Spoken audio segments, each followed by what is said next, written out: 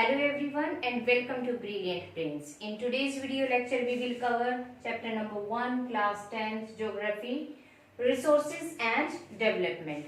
Previous video के अंदर हमने एरिड सोयल के बारे में कवर किया था। इस वीडियो लेक्चर के अंदर हम फॉरेस्ट सोयल के बारे में कवर करने जा रहे हैं। तो नाम से ही क्लियर हो जाता है कि वो सोयल जो हमें फॉरेस्ट एरिया के अंदर ज्यादा मिलती है उसके बारे में हम पढ़ेंगे।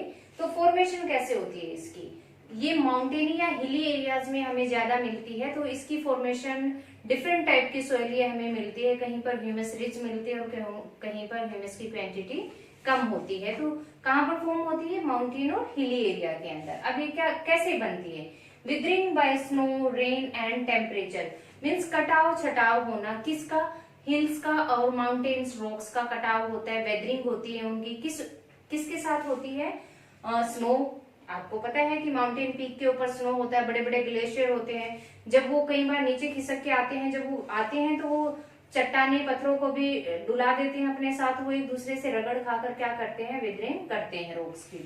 रेन, बहुत ज्यादा रेनफॉल होती है, वाटर क्वांटिटी इंक्रीज हो जाती है, फुल स्पीड में वाटर फ्लो करता है, तो उससे भी क्या होता है, रॉक्स का क्या होता है, इरोजन होता है। और टेम्परेचर की वजह से भी कि हाई टेम्परेचर जब चट्टानों के ऊपर रॉक्स के ऊपर पड़ता है तो उनमें क्रैक्स हो जाते हैं, क्रैक होके वो टूटते हैं, नीचे गिरते हैं, again it form in the weathering of the rocks. तो इस तरीके से माउंटेनी और हिली एरिया के अंदर हमारी फॉरेस्ट रॉक का फॉर्म होता है। और ये डिफरेंट टाइप वेदरिंग कंडीशन की वजह से डिफरेंट इसका टेक्सचर होता है।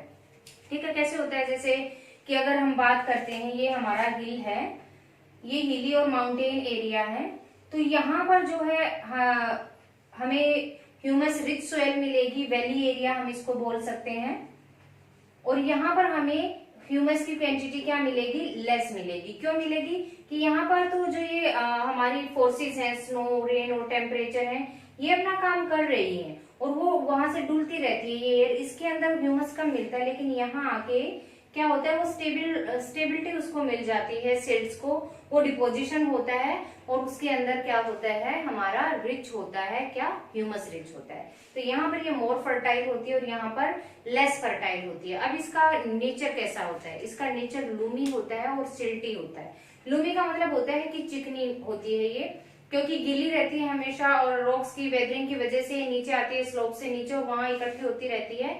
और गाद जिसको बोलते हैं, गारा जिसको बोलते हैं, उस तरह की फॉर्म में ये हमें यहाँ पर मिलती है। सिल्टी मीन्स क्योंकि ये सेडिमेंट्स के थ्रू, डिपोजिशन के थ्रू बनती है, तो इसका नेचर कैसा होता है, लूमी और सिल्टी होता है। और कहाँ पर होता है, जब ये वैली में डिपोजिट हो जाती है, जब अपर एरिया से आती है, अपर एरिया में भी हमें फॉरेस्ट मिलता है हिल्स और माउंटेन्स के अंदर, लेकिन वो इतने थिक नहीं होते। वैली के अंदर वो बहुत अच्छे से स्टेबल सिचुएशन के अंदर होते हैं। तो यहाँ पे लूमी और सिल्टी इसका टेक्सचर होता है। अब है इसकी लोकेशन कहाँ पर मिलती है, हमें पता लग गया कि माउंटेनी एरिया में मिलती है, हिली एरियाज के अंदर मिलती है। और हमें हमारी कंट्री के अंदर मेनली हिली एरियाज कहाँ मिलते हैं, ये जो पार्ट है हिमालयन रीजन का पार्ट, ये हमारा क्या कहलाता है, हिली या माउंटेन एरिया कहलाता है। तो ये जो फॉरेस्ट सोयल है मेनली यहाँ ये वैली रीजन कवर होगा इसका।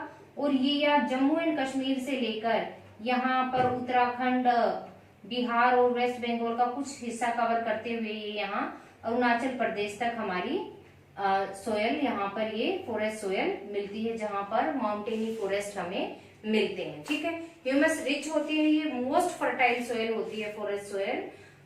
वैसे तो हम अलूवियल सोयल को मान के चलते हैं कि फर्टिलिटी उसकी बहुत ज्यादा होती है, क्योंकि किससे बनती है, वो भी रिवर से बनती है, और उन रिवर से बनती है जो हिमालय से निकल कर आते हैं, उसके अंदर बहुत ज्यादा फर्टिलिटी होती है। बट जो बिल्कुल माउंटेन फॉरेस्ट है, फॉरेस्ट सोयल है, जो बिल्कुल माउंटेन से नीचे निकलती होती है, वो उससे भी ज्यादा फर्टाइल होती है। लेकिन जो अपर स्लोप्स पे मिलती है वो कम फर्टाइल होती है। तो इसकी फॉर्मेशन की कंडीशन पे डिपेंड करता है, टेम्परेचर पे डिपेंड करता है कि वो कहाँ फॉर्म हो रही है, मोस्ट फर्टाइल होगी या लेस फर्टाइल होगी। ठीक है, कोर्स ग्रेन्ड इन अपर स्लोप्स, अब ये क्या कहता है कि ये ग्लेशियर वगैरह यहाँ पर आते हैं, तो यहाँ के एरिया में ये कोर्स एरिया होता है इसका। कोर्स मीन्स यहाँ पे क्या कर रही है, अपना काम कर रही है। कौन सा काम कर रही है, इरोजन का, चाहे रिवर है, स्नोफॉल है, वाटर की वजह से है। तो यहाँ पर क्या हो रही है, वेदरिंग आ रही है। इस कोर्स एरिया के अंदर ये लेस फर्टाइल है और वैली एरिया के अंदर ये मोस्ट फर्टाइल है। अब ये क्या कहती है कि स्नो कवर्ड एरियाज के अंदर किस चीज को एक्सपीरियंस करती है, डेनुडेशन। डेनुडेशन मीन्स अनाच्छादन या कटाव जिसको आप बोल सकते हैं, या अपर्दन जिसको बोल सकते हैं।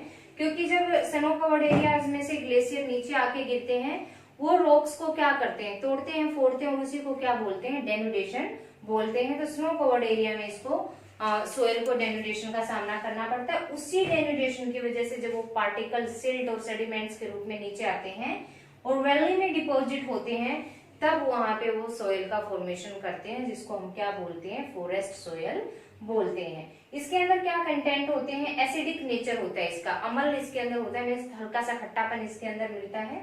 और low humus depend on high या low humus depend on the temperature and the weathering conditions, कि ऊपर एरिया में है या नीचे में। ऊपर वाले में लो ह्यूमस मिलेगा, नीचे वाले में हाई ह्यूमस मिलेगा। तो आपको इस वीडियो लेक्चर तक आपकी सारी सोइल्स कवर हो चुकी हैं। आई होप कि आपको क्लियर हो गया होगा कि इंडिया के किस ज्योग्राफिकल एरिया के अंदर कौन सी सोइल हमें मिलती है। तो फॉरेस्ट सोइल हमें मिलती है जम्मू एंड कश्मीर से लेकर अरुणाचल प्रदेश तक, और रिवर्स के जो प्लेन बनता है जिसको नॉर्दर्न प्लेन बोला जाता है, वो यहाँ पे होते हैं आपके in the southern part of Himalaya, foothills of Himalaya we can say, और टिल डेक्कन प्लेटू। और सेंटर में आपकी क्या आती है, रेड सोयल आती है। कौन सी सोयल किस चीज के लिए ज्यादा सुटेबल होती है वो सब आप डिस्कस कर चुके हैं। और सबसे ज्यादा सोयल जो हमारे इंडिया के अंदर मिलती है वो है हमारी अलूवियल सोयल और ब्लैक सोयल, ठीक है। और मोस्ट इंपोर्टेंट क्वेश्चन भी इन्हीं दो सोयल से, सॉरी 3 सोयल से राइज होके आता है। एरिड सोयल से भी बहुत बार क्वेश्चन रेज होता है, और बच्चे इसी एरिड नाम से ही कंफ्यूज हो जाते हैं। अगर एरिड को वो डेजर्ट सोयल के नाम से भी याद रखें तो ऑटोमेटिकली उनके माइंड में रहेगा कि डेजर्ट सोयल तो हमारे राजस्थानी एरिया में है। और क्यों मिलती है, क्योंकि हाई टेम्परेचर और लो रेनफॉल है, इसका सेलाइन नेचर होता है, कंकर न्यूड्यूल्स भी मिलते हैं, और कल्टीवेशन के लिए हमें मेजर्स फॉलो करने पड़ेंगे। तो ऑटोमेटिकली चीजें माइंड में अपने आप ही सेट हो जाती हैं। You have to do reading of your chapter also once you need to take reading, it's mandatory. In next video lecture we will cover soil erosion and soil conservation method. Till then keep watching and kindly like, subscribe and share my video.